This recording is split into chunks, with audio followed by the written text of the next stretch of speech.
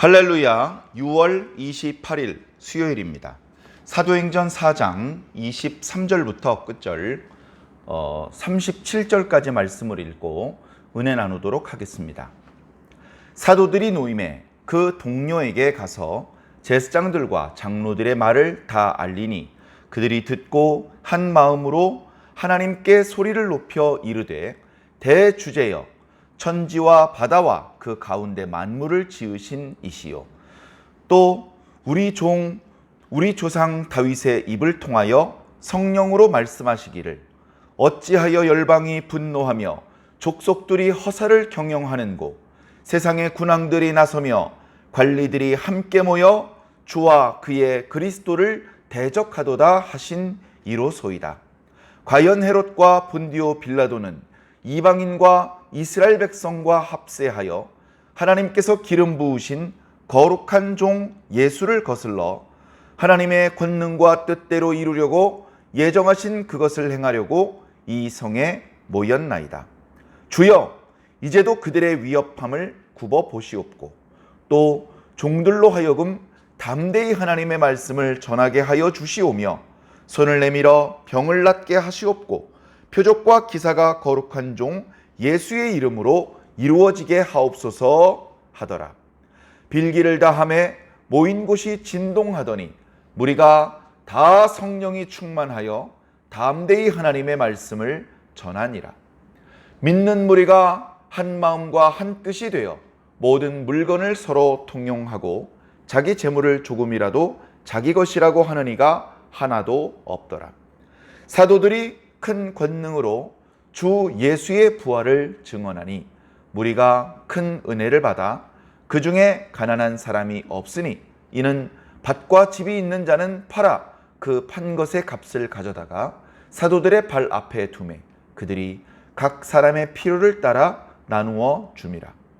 구브로에서 난 레위족 사람이 있으니 이름은 요셉이라. 사도들이 일컬어 바나바라, 번역하면 위로의 아들이라 하니 그가 밭이 있음에 팔아 그 값을 가지고 사도들의 발 앞에 두니라. 아멘. 처음에는 기세등등했고 당당했고 손쉽게 일을 처리할 것이라고 생각을 했었지만 그렇게 되지 않았죠. 사두개인들과 제사장들이 성전에서 백성들을 가르치는 사도들을 아주 손쉽게 위협하고 그들을 누르고 그들을 이렇게 위축시키고 다시는 그 이름으로 성전에서 가르치지 못하게 하고 심지어 갈릴리로 쫓아내버리고 예루살렘 근처에 얼씬도 못하게 할 수 있을 것이라고 생각을 했는데 뜻밖의 성령에 감동된 베드로는 자신들이 수십 년 동안 율법을 연구했던 그 실력 이상의 실력이 있었고 지혜와 언변이 있었습니다. 그리고 결정적으로 주 예수 그리스도의 이름으로 병고침을 받은 사람이 그 옆에 서 있었기 때문에 그들은 사도들을 비방하거나 사도들을 정죄하거나 뭐 할 방법이 없는 것이죠. 그러니까 겨우 한다는 것이 위협하는 것입니다. 이 이름으로는 사람들에게 가르치지 마라. 그러나 사도들은 그들의 위협에 동조하지 않았습니다. 하하하하, 이것들 보시오. 당신들도 하나님을 잘 믿는 사람들이고 심지어 백성들에게 하나님을 잘 믿으라고 권하며 가르치는 사람들인데 한번 생각들 해보시오. 우리가 하나님 앞에 있는 자로서 하나님의 말씀을 들어야 되겠습니까? 당신들의 말을 들어야 되겠습니까? 우리는 보고 들은 것을 말하지 않을 수 없습니다. 이 말은 뭐냐면요, 때릴 테면 때리시오, 가둘 테면 가두시오, 죽일 테면 죽이시오. 나는 이 예수 그리스도의 이름을 전파해야겠소.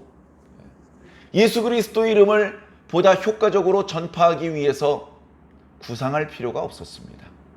성령님께서 하신 일을 있는 그대로 보고 들은 그대로 말하기만 하면 듣는 사람이 감동을 받고 가슴이 뜨거워지고 더러는 가슴에 찔림을 느끼며 회개하는 역사들이 나타났던 것이죠.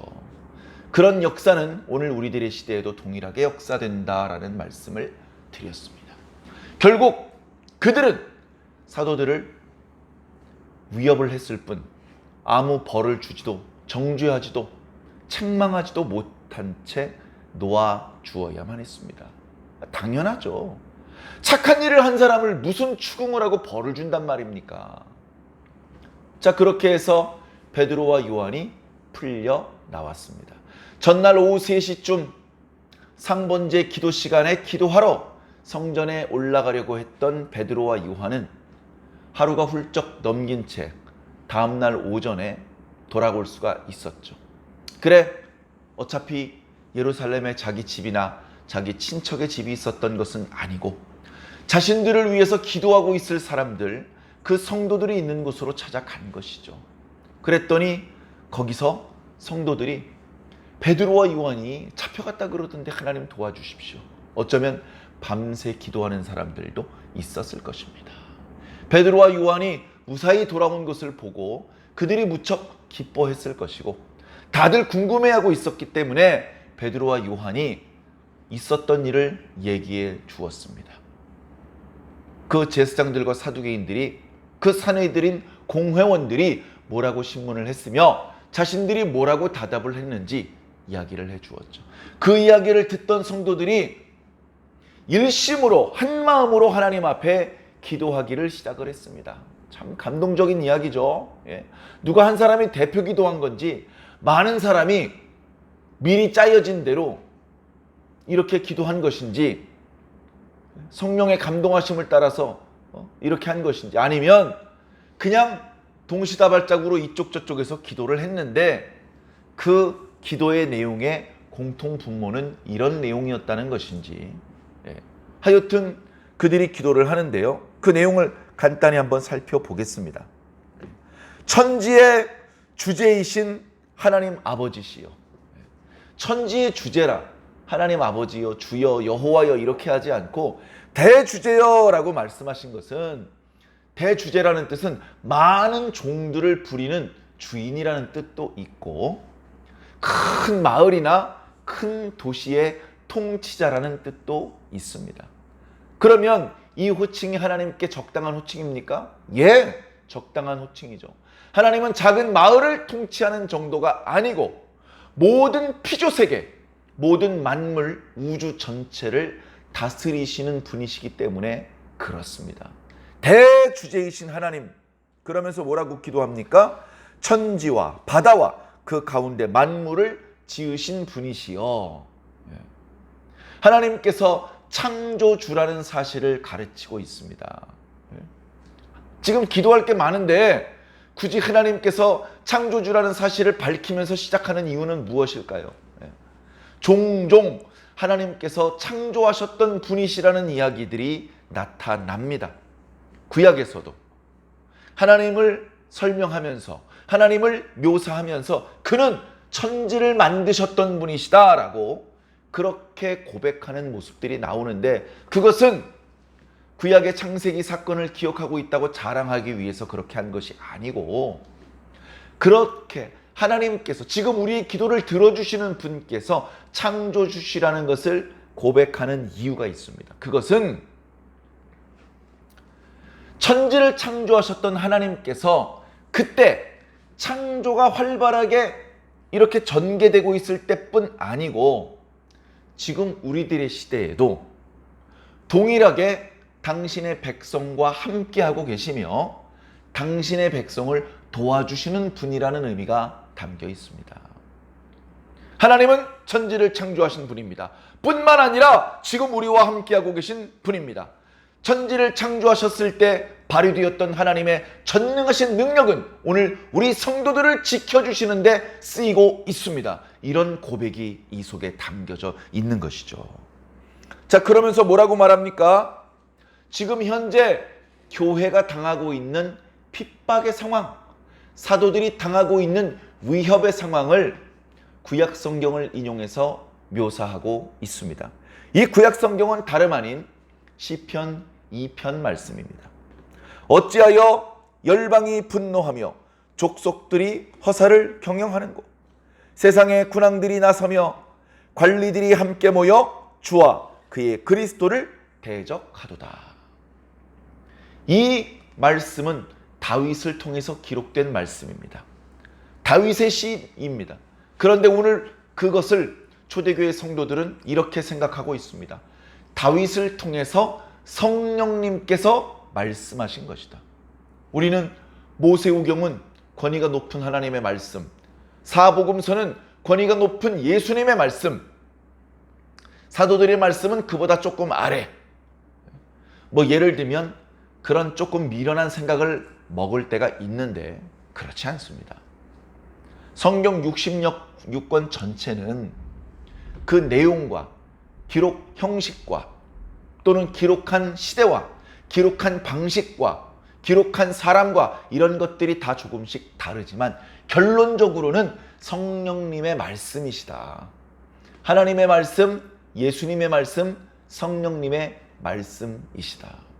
그 누가 시편 2편을 그저 다윗의 멋진 문학적인 표현에 불과하다고 말할 수 있습니까?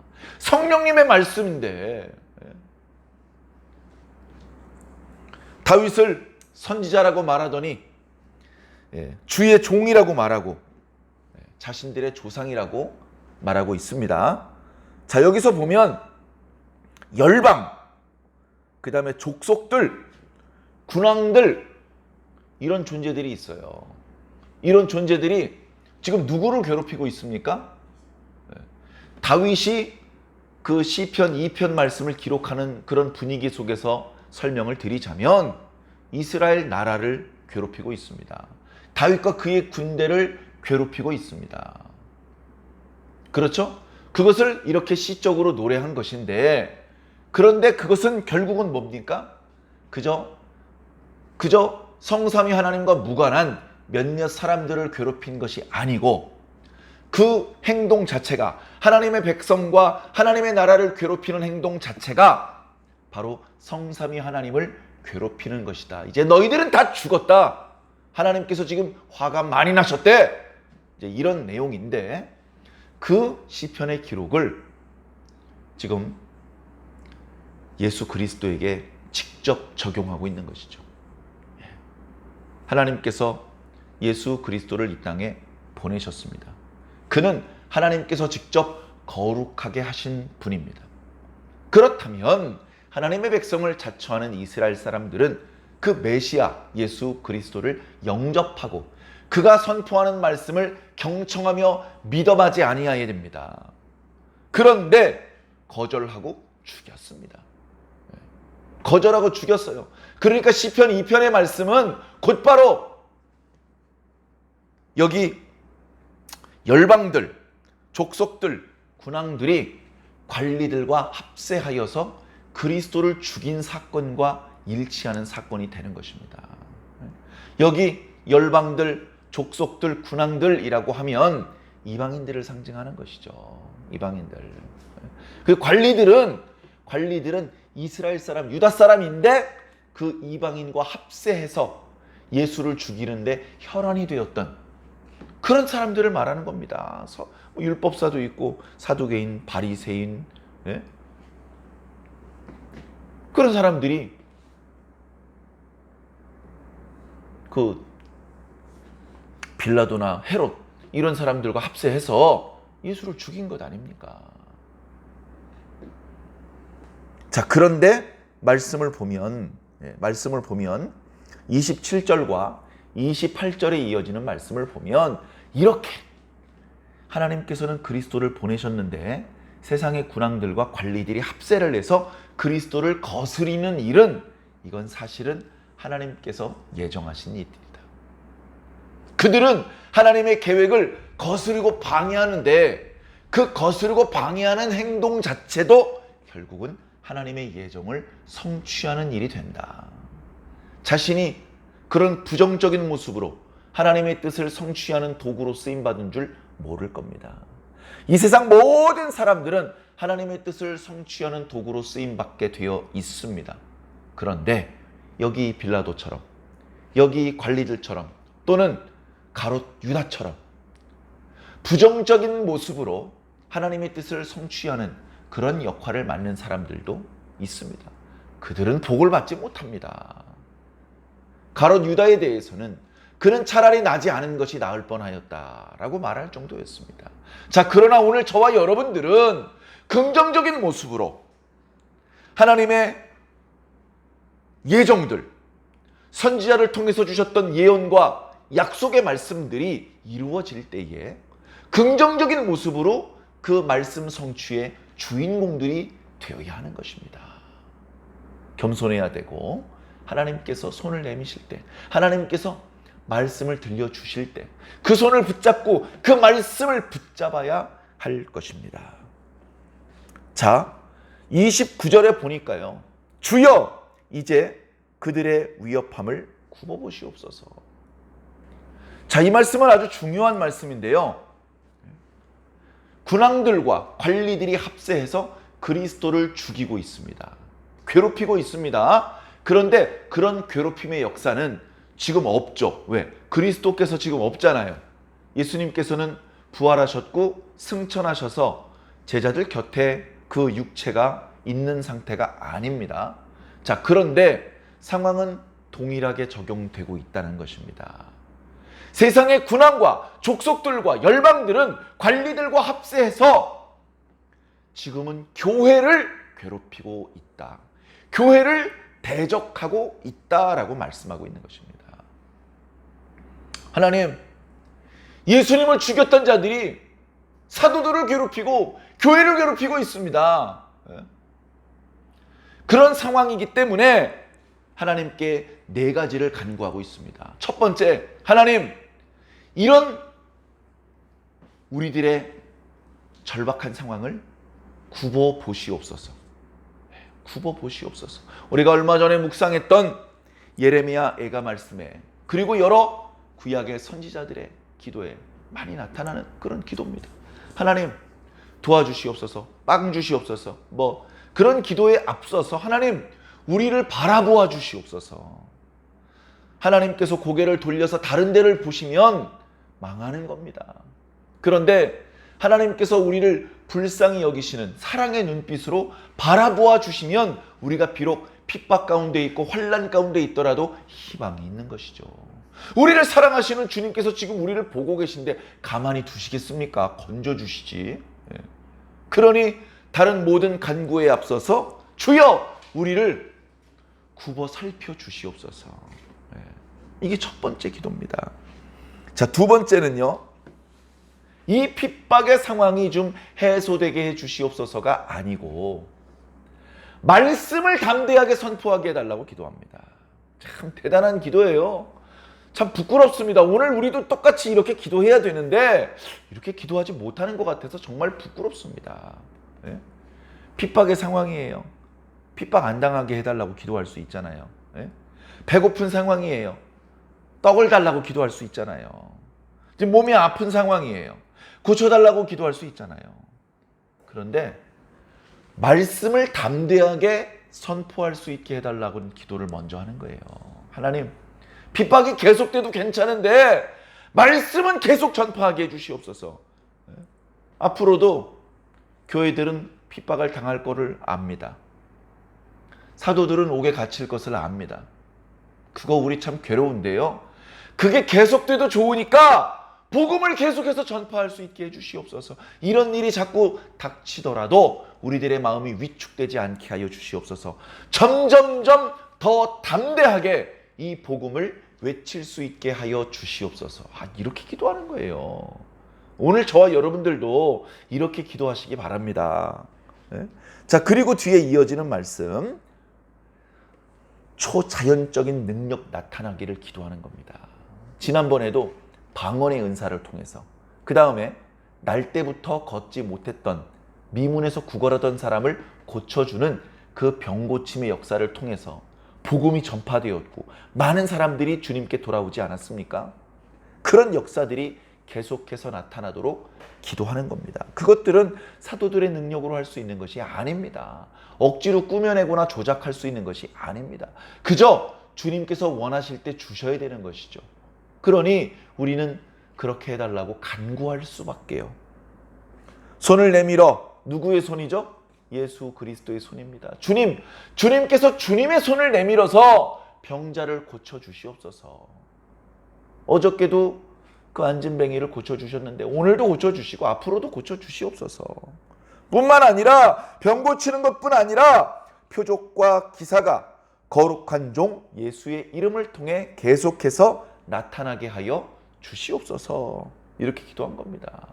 자기 욕심을 위해서 기도하지 않았어요. 참 멋있는 그리스도인입니다. 초대교회는 말 그대로 초대교회이기 때문에 모든 것들에 대해서 경험이 없고 미숙하고 뭔가 세련되지 못하고 다듬어져 있지 못하고 이럴 것 같은데 참 멋있는 기도를 이렇게 올리고 있습니다. 자, 빌기를 다함에 사도들이 갇혀있다가 풀려나서 이야기를 듣고 잠깐 다 함께 기도했겠죠. 그 기도가 마치니까 놀라운 일이 벌어졌습니다. 먼저는 기도했던 그 모였던 곳이 진동을 했습니다. 진동. 지진이 일어났다는 거예요. 이 진동이라는 것은요, 사실은 가벼운 일이 아닙니다. 이 진동의 역사를 우리가 눈여겨보시기를 바랍니다. 말세가 되면 주님께서도 지진이 일어날 것이라고 말씀하셨습니다. 구약의 선지자들이 여호와의 날에 땅이 진동할 것이라고 말씀하셨습니다. 사도들도 주님도 땅이 진동될 것 또는 진동되지 않는 것 이런 것들을 말씀하셨습니다. 진동된다는 것은요 흔들린다는 거예요. 땅에 지진이 일어납니다. 그러면요 건물들 다 무너집니다. 건물들 다 무너지는 거예요. 진동된다는 것은 다 무너진다는 겁니다. 기존의 질서가 다 무너진다는 것이죠. 하나님께서 최후의 세상 지말의 땅을 진동시키시면 그때까지 모든 사람들의 기득권은 다 무너지는 겁니다. 다 백지 상태가 되고 다 평지가 되는 겁니다. 평지. 그런 상태에서 당신의 백성들을 높여주시는 것이죠. 그런 땅을 진동하는 땅뿐만이 아니라 땅과 하늘을 진동하셔서 하늘에서도 어둠의 영들이 공중의 권세 잡은 자들이 모든 권세를 잃어버리게 만드실 것입니다. 자, 지금 사도들의 기도는요 최후의 심판의 그런 의미를 담고 있는 그런 진동은 아니지만 최소한 이 진동을 통해서 성도들은 가슴이 뜨거워졌을 것입니다. 방금 우리가 한 기도를 하나님께서 들으셨구나. 하나님께서 시내산에 강림하실 때 땅이 진동했었는데 우리가 기도할 때 하나님께서 여기 임재하셨었구나. 우리의 기도를 들어주시는구나. 우리가 부탁드린 대로 되겠구나. 그런 확신을 얻었고 마음속의 모든 두려움이 무너져 내렸을 것입니다. 담대함이 반석같이 자리 잡았을 것입니다. 그리고서 성령이 감동되었고 기도한 대로 말씀을 담대하게 선포할 수 있게 되었습니다. 참 놀라운 응답이 나타난 것이죠. 참 감사한 일입니다.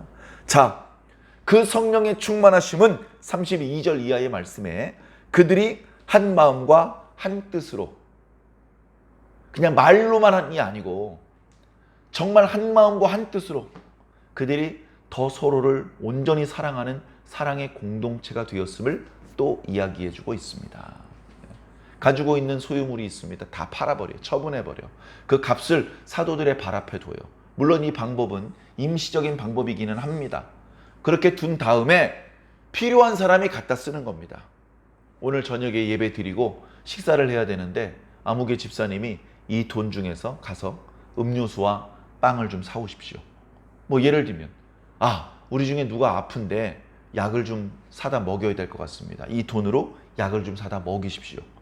예를 들면 그렇게 맡긴 사람이 찾아가는 게 아니고 그냥 모든 사람이 자기가 가지고 있는 걸 다 맡기고 필요한 사람이 조금씩 받아서 쓰는 겁니다. 물론 나중에 그것을 관리하는 집사들을 따로 임명하기도 하는데 어찌되었건 그들이 서로를 믿고 현세적인 어떤 기득권을 주장하지 않고 거기 보면 대부분 성도들 절반 이상이 그렇게 사도들 발 앞에 뭔가 처분한 값을 내려놓을 재산이 없는 사람들이 절반 이상입니다. 훨씬 많은 숫자였습니다.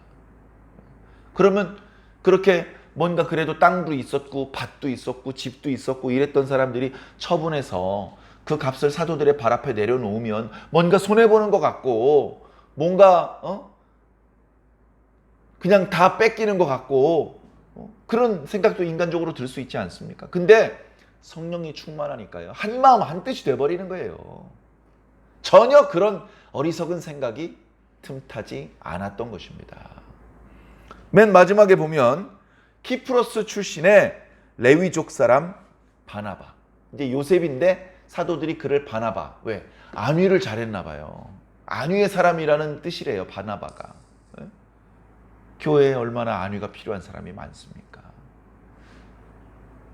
다정하게, 따뜻하게 위로해주고 안위해주는 그런 역할을 잘해서 그랬는지 사도들은 그를 요셉이라고 부르지 않고 바나바라고 불렀고, 이 바나바도 예수 믿고 성령 충만해져 가지고 그가 밭이 있었는데 그걸 처분한 다음에 그 값을 사도들의 발 앞에 두었다.